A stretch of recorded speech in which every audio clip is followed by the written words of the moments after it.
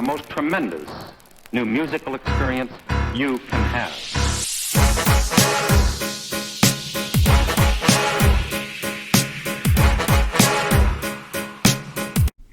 Alright, what's up y'all? It's Logan, and I'm here bringing y'all my last video of this list week, my top 10 best albums of the year 2019.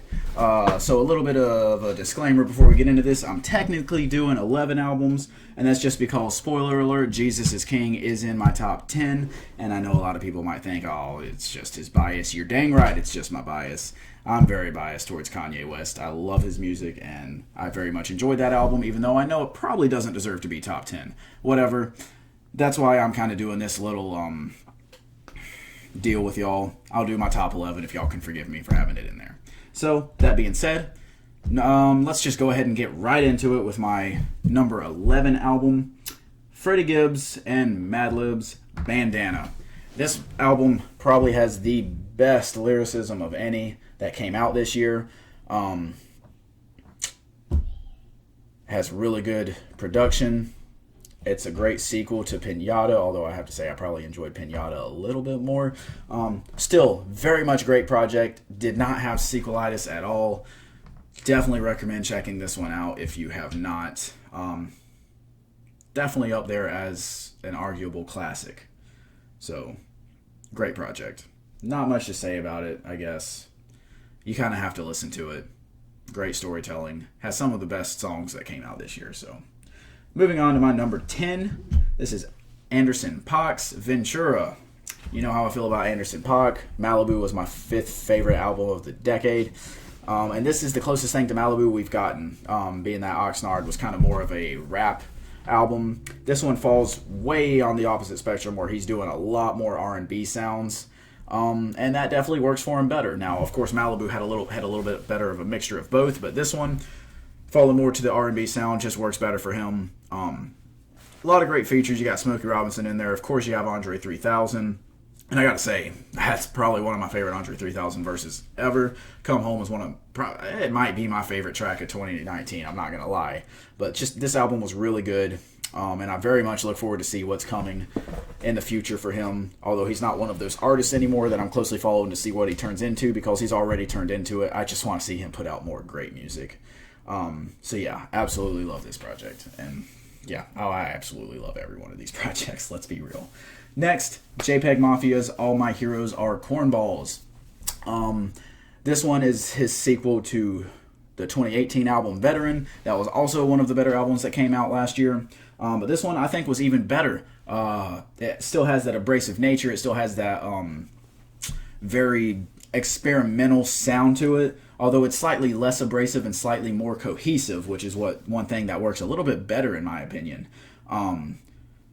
I think this is Peggy at his best on a lot of these tracks, and I can't wait to see what he comes with next to see if he can top this one. But I absolutely love this project. I love the experimental nature that he brings out on a lot of his sounds, on a lot of his albums. Well, on his most previous two, because his other ones hit or miss. But this is a great project.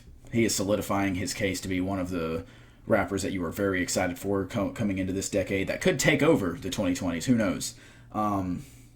So yeah, great project. All My Heroes Are Cornballs. If you haven't heard it, definitely give it a listen. You should definitely keep your eye on Peggy. So next, another group of artists that you should keep your eye on. Griselda hitting us with WWCD.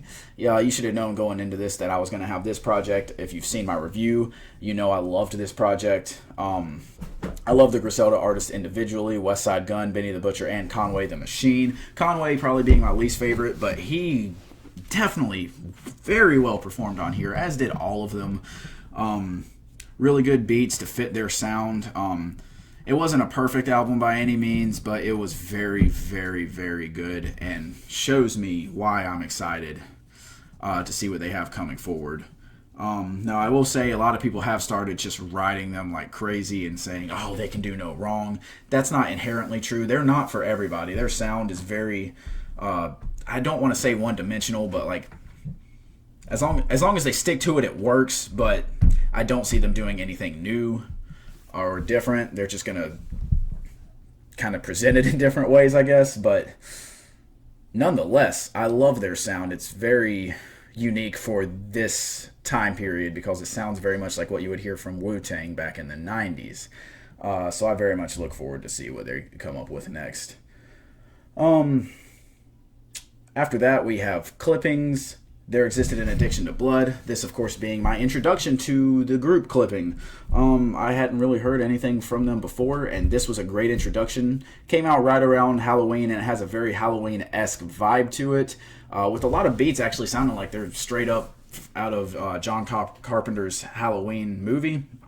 I love the topics on here where they're talking a lot about police brutality and the murder of young black people. But presenting it in a way that sounds like it's a horror film, because I mean, to them that's what it is. It's a great new way to present stuff like that, and I hope they continue to talk about topics like this. But I mean, overall, I love the dark aesthetic that comes with this album. I mean, look at the cover art. It's like 49 rusty nails sticking right at you.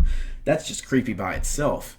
But yeah, this album was absolutely fantastic. I listened to it so much when it came out, and I still revisit it, even though I don't want a Halloween vibe anymore. It's just a great album overall, but this one's definitely going to get a lot more plays from me every single year Halloween comes around. And yeah, I love this project. Very glad to have been introduced to them through it.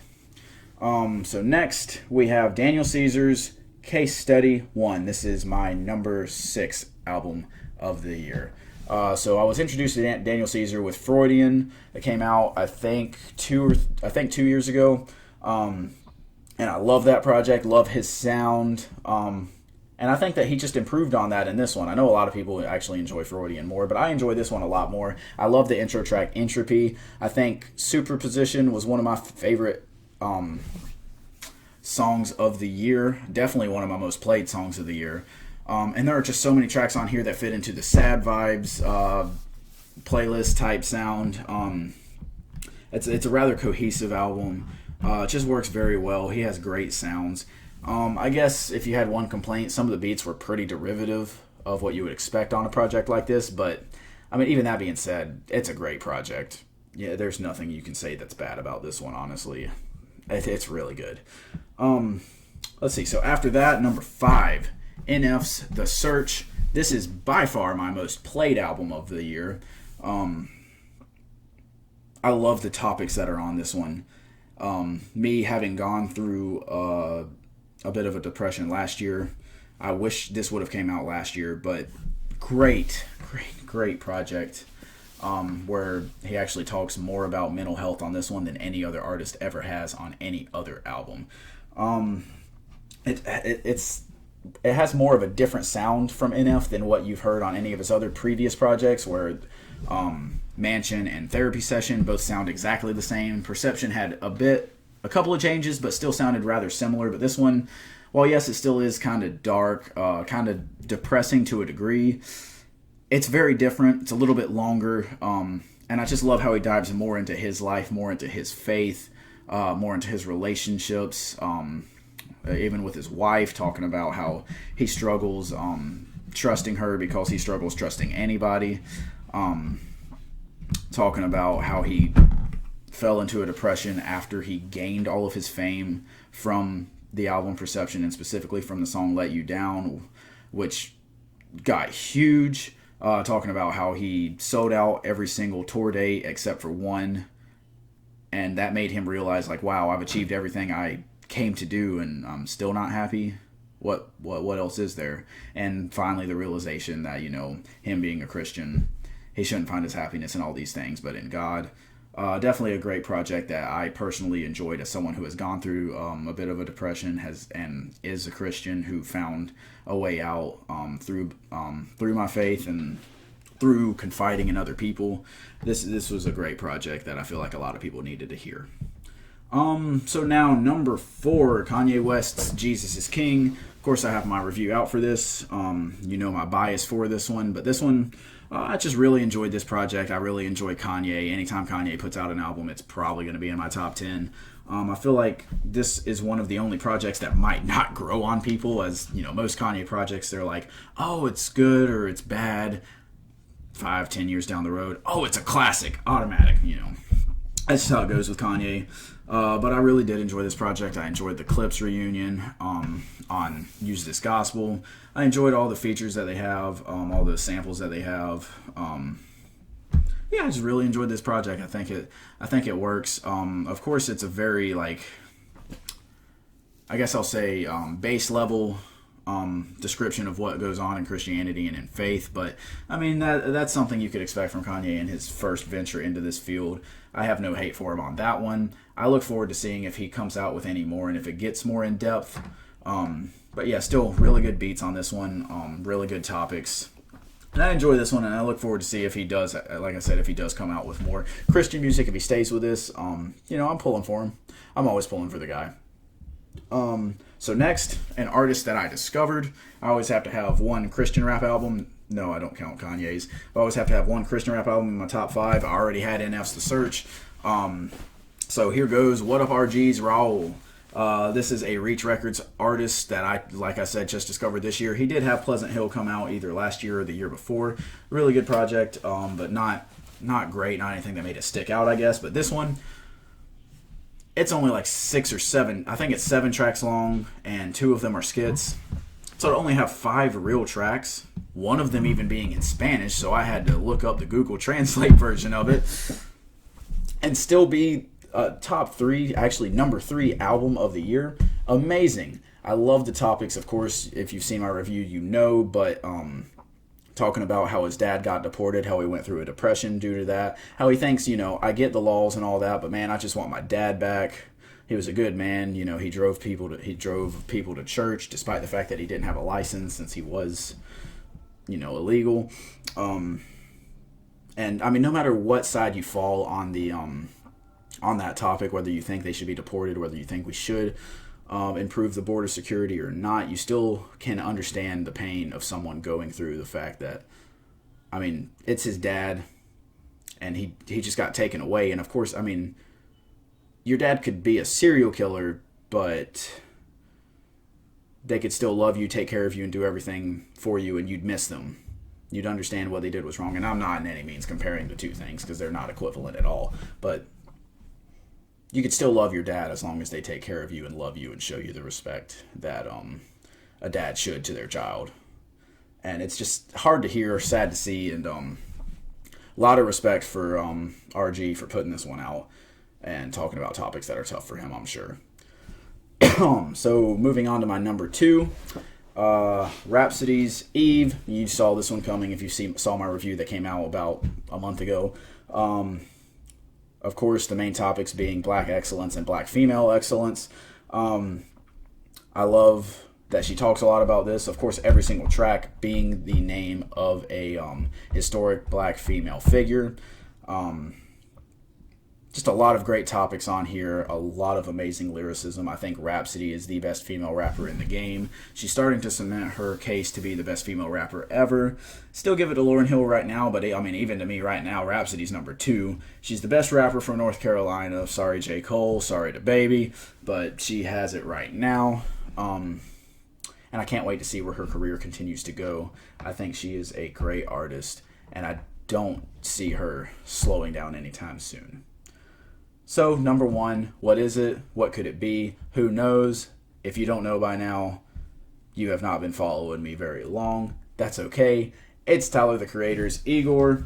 You should have seen my review from this one. It was the first video I dropped whenever I came back. I love this project. I love the sounds of it. I love the features of it. I love the production of it. I love the message of it. I love the fact that it is very genre fluid and that it has a lot of rap on it, but people still don't call it a rap album because it has a lot of pop singing on it. It has a lot of like R&B sounds on it. It's just, it blends so many genres together and talks so well about its topic, of course, being building a relationship and then it falling apart and you still wanting to be friends, hoping it can work out, but being thankful for the lessons you learned through it.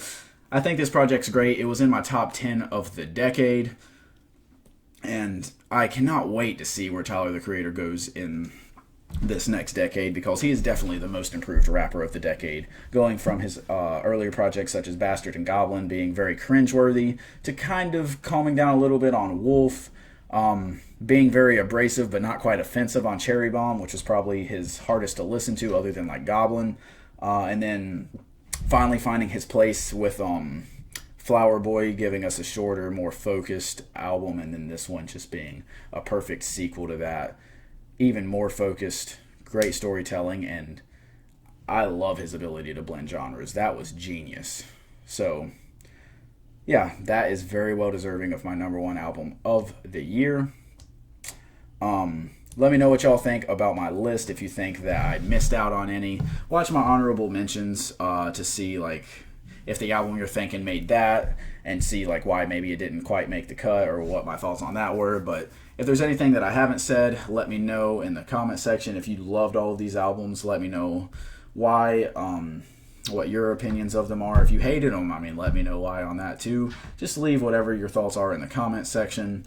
And with that being said, we have wrapped up everything to talk about from 2019. So it's already 2020, but now we focus and move forward into more 2020 topics. Hit me up in the comment section if there's anything you want me to review that's coming out soon. Leave a like, comment, sub, hit the bell for notifications. I appreciate y'all sticking with me through 2019, and I'm hoping 2020 will be a huge year of growth for this channel as we move forward and continue to talk about all these albums, great or horrible. Appreciate y'all watching, and I will be hitting y'all up next time.